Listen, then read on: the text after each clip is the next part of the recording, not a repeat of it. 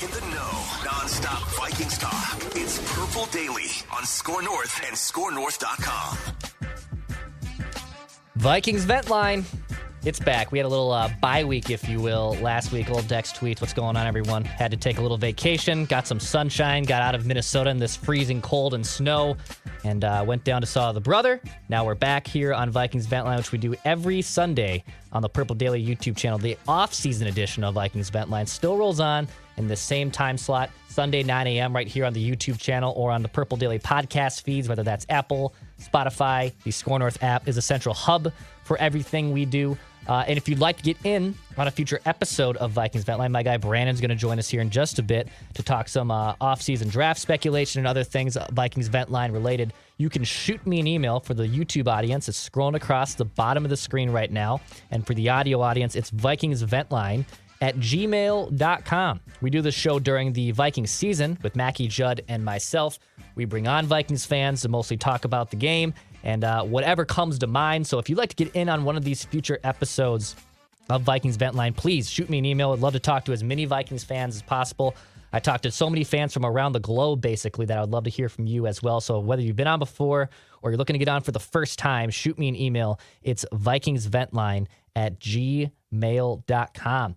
All right, let's get my guy Brandon in here. Brandon's a veteran. Brandon, you've been on Vikings Vent Line before. You've been on off-season editions. You were on after the Packers game earlier this season. So welcome back to the show, man. Thanks for having me. Glad to be back. Yeah, you and I were talking off mic. It's been a busy weekend here at Score North. There was Judd's Hockey Show trades. There was normal radio or podcasting programming, I should say, between Mackie, Judd, and Purple Daily. But you and I are now excited to talk a little bit of Vikings. So if you want any of the other info I just talked about, go subscribe to this channel. Go check out Score North for some bonus Mackie and Judd and Vikings conversations. But it is Combine Week, Brandon. You got the Combine going on. Dudes are running 40-yard dash times, 3 cone drills, the bench press, which I'm so glad I did not have to do. So the NFL draft is about 2 months out here. Vikings have the 23rd pick. They have no second-round selection. So I'm just going to ask you an overarching theme here. What do you want to see the Vikings do at the draft this season? Oh, man. Honestly, that's kind of a loaded question for me. It's kind of comes in stages. I would love the draft process for the Vikings to start pre-draft. I kind of want the Wilfs to go buy like a sheep farm. So every single day they can take Kwesi out there and the Wilfs, they can go pet little lambs and understand what fleecing is. I would love them to really get familiar with some fleece, because I know Kwesi says, hey, we don't really want to just break the bank or ruin relationships and stuff like that. I'm not saying ruin relationships, but guys, get familiar with fleecing, and we don't have to be the ones that get fleeced. I am still salty a little bit about last year of trading in division when you had Hamilton sitting there, and as far as safety, I know Lewisine is still TBD, but when that Detroit trade came through, and I was like, oh, thank you. We got their next year's first rounder for them to move up that much. And we really didn't get a whole lot. I was kind of a little befuddled. So for this year, I would love the Wilfs to buy that sheep farm. I actually would love to see them hire Billy Guerin for just this short season. Please. He is I don't care if he doesn't know a lick of football, but what the stuff he's been able to pull off for the Wild. Good point. Hire him for like just 3 days during the draft and just be like, Billy, tell us what to do, man. And the stuff he pulled off, how you got a 2nd-round pick for Jordan Greenway, the man's a magician. Good for you, Billy. So I would love them to see him do that. But honestly, when it comes down to the draft, I'm not saying they should trade down. I really don't know what Kwesi is going to do. Everybody says he's going to trade down. I would love them to just pick the best player. If there's a great, like, I know we got JJ at 22. We got Christian Jarrett at 23.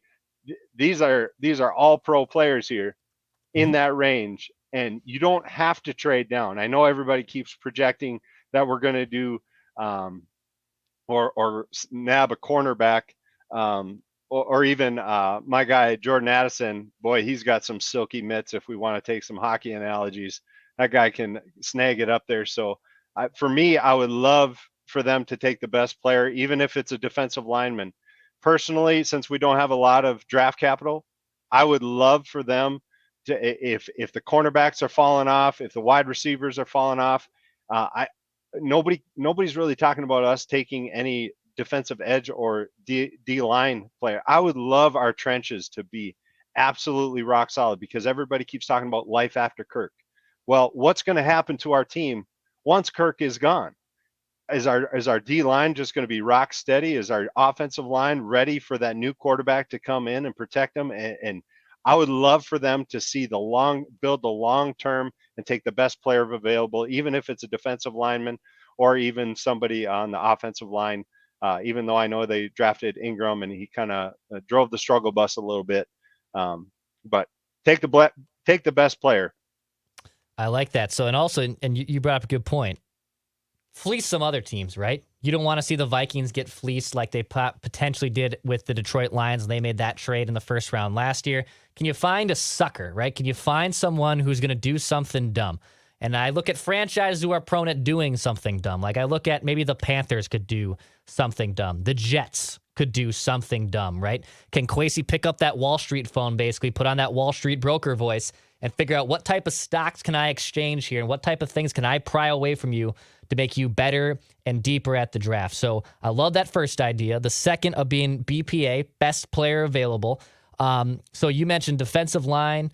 I wouldn't mind a wide receiving target as well. Do you feel like the Vikings should, with their defense kind of still being completely in the gutter, that they should be prioritizing that defense more? Or does it not matter to you? Because by the time they're on the clock at 23, you just want to see whoever is number one on that draft board, that's the guy they want to take. For me, I'm not going to sit here and be like I'm a draft savant. I don't know what the value is of this draft. I know there's names just because I like football. I like looking at different players or just different projections. So if there is value of trading down where you're going to get something there and it's going to be worth it, I would like to see them long term. For me, what I'm most excited about really is to see Kwesi's guys as far as the scouts. Last year, he didn't have all his scouting crew in there. So to see kind of his long term plan, like I think of a guy that could get overlooked. Just looking at him, don't really know a whole lot, but he keeps popping up. That guy named Brian Breesy out of Clemson, defensive lineman. So let's say Jordan Addison's gone, or the guys that they were talking about, the cornerbacks, Cam Smith and Deonte Banks and those kind of players. Well, this guy was a one-man wrecking crew. I think he's like 6'4", like 305 pounds. You put him in a weight room and get him up to like 315 over 310 or 3 bills. It's just like, here's a guy who could really, solidify us long term. And you still have that defensive end out of SoCal, Nolan Smith. Somebody was projecting him kind of like a Danielle Hunter, long, lanky. Obviously, you're not going to get him in the third round, but I would love them to just to not just stick defense. I love Judd's idea of pairing up a wide receiver with JJ. Even though I did say, hey, Kwesi might trade JJ. I said that before. I got crucified for it, but that's all right. I was like, you know what? You never know. Is Kwesi wheeling and dealing? If Billy was here, he would be like, heck no. But I would just love them to take a best player available and just see value there. I don't think they have enough to trade up and to risk the farm later down the road. So that actually segues into a good point here of, okay, so the draft plan's one thing, but then how does the draft also affect what they're going to do with Kirk Cousins, right? So obviously he's entering the lame duck year. They could extend him. They could ride it out. It sounds like a short-term extension is not in the cards for them, at least as of right now. That's what Tom Pelissero reported earlier this week. So I guess from your side, and I know you've made some thoughts about Kirk on with other Vent Line episodes before, but what do you think the Vikings should do here, Brandon? Should they extend him? Should they let it ride? What should their plan be with Kirk Cousins going forward? Their plan first should be to call, I don't care if it's Judd, I don't care if it's Phil, I don't care if it's you, have them get your opinion. They will need to hear their opinion, and I will buy his bus ticket back to Michigan. I love you, Kirk. Dude, you've been great. If we have one more year for you, you do that. I know there's Kirk Cousins stands and fans out there. I really did appreciate and love what he did, but I will pound the table saying that 4th and 8, the last play of the season, will save the Vikings' future, because that showed you exactly what you needed to know. Exactly. And so for me, I've appreciated the time that we've had him. Deuces, man. We paid you a lot of money. Can't do it anymore. We need a team. We need to build this team. We need to be in it for the long haul and go from there. So nope, I'm cool. Ride this out, or even like you guys have been talking about, trade him to San Francisco. Sneaky team, even though they're murderous over the cap, is the Dolphins. I would think Kirk would be like, no state tax. Maybe go to Miami. Little Yeah. South Beach action. If there's a way you could get them to Miami, you could get their second rounder and maybe next year's first for that. But obviously the cap would have to be kind of hurdled over there. But that's not my worry. I'm a Vikings fan, not a Dolphins fan, so they can figure that out. Dude, it was pretty nuts because he had such a good season. I think he changed so much of his perception with the fourth quarter comebacks and the epic game-winning drives, and then for him just and also he played extremely well in the wild card game too. Like the defense stunk. He played very well. But it is kind of peak Kirk Cousins for that last play of that's how we're going to remember this. That's how we're going to go out. I understand the pocket was collapsing. Kurt Warner did an excellent breakdown. I'd rather you throw a heave ball. I'd rather you throw a 50-50 ball to one of your playmakers in JJ or KJ Osborne than throw just the damn check down on the side, which you have gotten away from. And that's kind of sour grapes for me. I think personally they ride it out. I just don't think there's a good idea to extend them anymore. They tried it. It didn't work. They don't really have a great succession plan immediately. So just ride it out. And if Kirk has a problem with that, well, then let's entertain a trade call and open up that new can of worms. But to be honest, I don't think it's wise for them to extend him. I don't think it's wise for them to just completely give him away at this second. I think you ride it out. And if he plays lights out again and you want to have a conversation with him in the offseason about extending him, okay, let's have that conversation then. But I think personally it's just time to ride it out. And it's been 5-6 years now. You haven't gotten to the NFC title game. He was supposed to be the final piece on a Super Bowl roster. And the defense might have eroded, but it's his job as a quarterback to kind of overcome some of those things. He did a lot of good overcoming them last season. But I just don't know how much longer I can continue to pay a quarterback who's now going to be 35 years old more big time money when he doesn't really move the needle that well to being an elite guy. So I think I'm kind of with you, man. I think it's time to move on. Here's the thing that I do appreciate about Kirk. The dude is a professional. He is not. He may sulk on the sideline and times like that, but when I don't foresee him pulling the strong arm card of saying I'm not playing, I'm going to sit. So that is, and I'm not saying you take advantage of it, but it is kind of an advantage for the Vikings knowing that this guy signed the contract. He means what he says. He does what he says. So if you want to ride him out, it's not like he's just going to start chucking games or start pouting on the sideline, unless we see a new Kirk this year. But that's one thing I do appreciate. Like, just ride it out. And like you said, if at the end of the season you can have that conversation again. But I appreciate that there's adults in the room saying, yeah, we're not gonna keep doing this, Kirk. So let's also talk about what they want to do the rest of this offseason, right? So they have, obviously, their draft strategy plan here. Future at quarterback, I guess a little bit still up in the air. They still have to clear some cap room. They might have to say some goodbyes, some veteran players. But Brandon, what do you want to see the Vikings do this offseason? What's kind of the overarching theme you want to see them accomplish? Some people hate this because they always want to win every year, which I'm not saying I don't want to win every year. But as far as the way this team is presently constructed, I would like them to invest into young players. And not saying you can't win with young players, but I would love to see the development phase of, you guys have talked about it ad nauseum of these players that we've drafted. Where's the growth? So this offseason, I would love to see some leaps and bounds steps from some of these young players and stop leaning on the crutch of these old, slower players that are costing us arms and legs just to have on our team. I would love to, over this offseason, I would love for them to make some good business moves. I understand you're dealing with people, you're dealing with families, but for you to win a Super Bowl, it has to be that delicate balance of finances and dealing with people and making sure they're happy and we're all happy and we're all striving to one thing, and that's to win Lombardies. So I would love for them to bring in um, some younger guys. I don't even care if it's on their second contracts. Um, Obviously they got to play the position they're acquired for. I would love this offseason. I would say I would love to see what Brian Flores does with uh, if they keep Daniil or even some like Brian Asamoah. We don't know if he can play, but I'm looking most forward to that, to the offseason talk of, hey, this player's on the rise, or man, this player sucks. I think we're so, I know it's all Minnesota nice, but we get fan favorites into some of these players. I kind of want to be a little more realistic of, hey, you're not pulling the weight, and I would love for them to bring in some competition from outside veterans, young veterans, I should say, probably on their second year contract.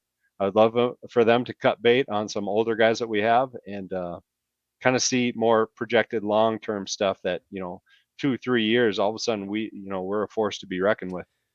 On the Flores front, how many of these guys do you want to kind of see stay here? Like, what should the future be for someone like Harrison Smith, or even I know someone younger like Zadarius Smith? Kind of, do you want to see Brian Flores sink their teeth in these guys and try to get more out of them, or is it time to maybe move on and, to your point, get younger in the draft or find other free agents? Kind of, what players do you want to see Brian Flores really try to get his teeth into and make better football players? Um, to be honest, I don't really know how great they fit within his system as far as aggressive. Me, I can say I love Harrison Smith. I've always loved his attitude of what he brings, but he's expensive. Me, Mhm. I'm just curious. I would totally be fine if I in in Billy G we trust. Yeah, I would say Brian Flores, if you think they all need to be cut and washed out, and you make your soup the way you want to make it, I'm all for that. So for me to sit here and say, this is what I want to see, I want to win games, man. I don't care how they do it. I don't care how, if it's bringing, I would, if I'm leaning one way, I would like them to go younger and For sure. cheaper, and be a powerhouse for years to come, not just a 1 year little, oh, that was nice. We were, you know, 10-7 or 11-6. I I want to see a little more long term, young, fast, just wrecking crews. That would be me personally. How about Like you? it. I would like to see them keep Daniil. I think I want to keep Harrison Smith, right? I personally think there's enough at that position and what he's been able to accomplish that there's still a little bit more juice left in that tank. Um, I don't think it'd be wise to just completely kick the can down or eat all this dead money that they could potentially do. Like guys like Kendricks and Hicks, those are easy decisions for me. I think just their contracts are set up that it's time to move on from. But I don't think you can completely gut it. And then even with a guy like Flores, who's a pretty damn good defensive coordinator, I don't think he can just turn it completely around as well overnight. It's going to be a little bit more of a process. That being said, if the ceiling is the Vikings defense going from like 30th in the NFL to 18th in the NFL, I mean, that's kind of what all people have been asking for it to be the last few seasons. They're not asking for it to be a top 5 unit like it was under Mike Zimmer at its peak. It's just more of, can it be passable? Can it be a league average defense again? Which it hasn't really even sniffed of being since 2019. So Flores kind of faces a tall task of turning around that defense. So I personally think, keeping some of those guys like Daniil and Harrison Smith are important. Getting better at cornerback is going to be a little bit tough overnight, but you just got to take some of those lumps. And I think Flores should hopefully turn it around and make that unit a lot better going forward. By the way, a quick shout out to our friends at Dennis Kirk and DennisKirk.com. Motorcycle parts, accessories, great apparel options too at Dennis Kirk. Go check out Dennis Kirk and DennisKirk.com, a proud sponsor of Purple Daily and Vikings Vent Line. Brandon, before we wrap here, any other final thoughts, any other things you'd like to get off your chest you haven't been able to express yet? It's been a few months since you've been on Vikings Vent Line. Anything else you'd like to get off your chest before we wrap up here? Probably the only other thing in the Vikings offseason that I'd really probably like to see. I would love for you, Mackie, and Judd to get in a room and with somehow get in there with Quasey and get in there with Vikings.com guys and just banter back and forth. Oh my gosh, I would actually probably pay money to see that, to see a real live debate. Now, obviously, Quasey's keeping his cards pretty tight to the chest. I would love to see that. But things to get off my chest. We've seen it time and time again. The same old, same old. I'm ready for fresh. I'm ready for new. Uh, it's okay again, going back to that Minnesota nice. It's okay to look at these players and to be critical and just say it's not like we're trying to be mean or just say they're worthless people. That's not what we're saying. We're like your job at your position, you're not doing so great. So we're not trying to just blast you as a human, but I would like to see a little bit more direction and guidance, all in all, not just with old players. Before I leave, does this not concern you a little bit? Like I love that they're asking JJ his thoughts and opinions. Yeah. You got a superstar player, but this, if you rewind the clocks, this reminds me actually of Chuck Fletcher, and with Suter and with Parisi. Yeah. And that was the start. I'm not saying this will happen. I feel like the Vikings are a good, more solid organization, and they have a stronger leadership in that sense. But how it created this parity between Suter and the rest of the team, and Parisi and the rest of the team. Will this now? JJ said, "I'm all about winning," but will this cause that divisiveness of, oh, JJ's the one calling the shots, and is it? Does it not put something a little bit in your spirit saying, ooh, that's good, but if left unchecked, this could be something that brews and actually divides the team? Your thoughts on that? So I don't think with JJ it's much of a bigger issue. You know, Parisi and Studer were veteran players who I wouldn't say were completely past the hill by any means, but we're kind of known for just not being good locker room dudes either. Mm-hmm. So I don't think JJ is one of those type of dudes. I understand the type of difficult dance it could be when you're involving players' decision-making into roster construction and whose influence do you want there.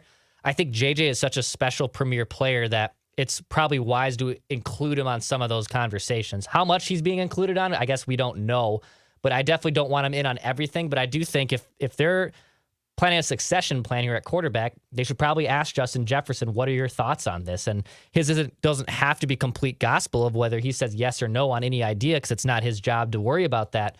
I don't think it's going to be something like that. If it was someone like Thielen for me, or if it was even someone like another veteran player that I'm blanking on right now, I think I'd have more of an issue with that. But I think at this stage in his career, and given how good Justin Jefferson has been, doesn't really strike me as good as the similar situation you're talking about with Parisi and Suter, where it eventually blew up and it just wasn't a good idea. I don't sense that personally from a guy like Jefferson. So at this point, which I agree, I can respect that point. But if gun to the head, who would your pick be at this point at 23 with all the mock drafts? I would take either Jackson Smith-Njigba or Jordan Addison. Personally, I would take a wideout, basically is what I'm saying. I'd take a wideout, or if one of the better defensive end falls to you, I would go that route. I'd probably go wide receiver, defensive end. So then is JJ in the draft room this year?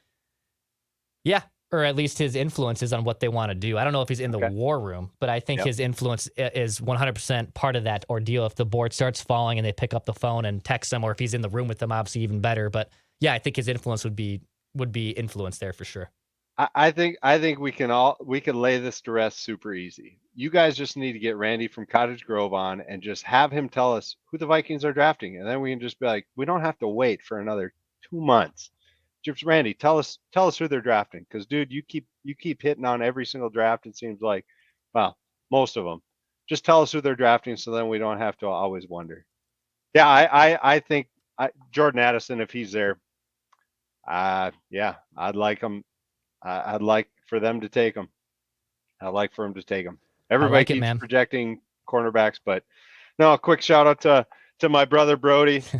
Just kind of like brother Liam. Again, that's still something I would pay for. See brother Liam and my brother Brody to battle back and forth. Oh, Oh, he would love that. that would just be candy. I would But love that. no, shout out to my wife and my buddies Ryan, Rich, and Sam. Again, they're sick of us talking football, but you gotta. It's Purple Daily. It's got to happen every day. So I That's appreciate right. you guys. Also, I just I want. Who's the guy that thanks? Oh, you got to thank me.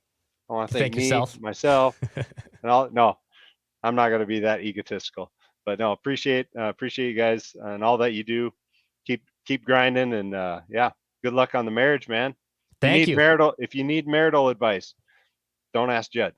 Yeah, that's a good plan. I'll probably defer to Phil Mackey there, a little closer in age, and it makes a lot more sense. Brandon, thanks for coming on, dude. Appreciate your thoughts. Let's get you on again on Vikings Vent Line. If anyone wants to come on a future episode, shoot me a note. It's vikingsventline@gmail.com. This is Daily Vikings Entertainment, where we want to see the Vikings win a Super Bowl before we die. Back at full strength on Monday.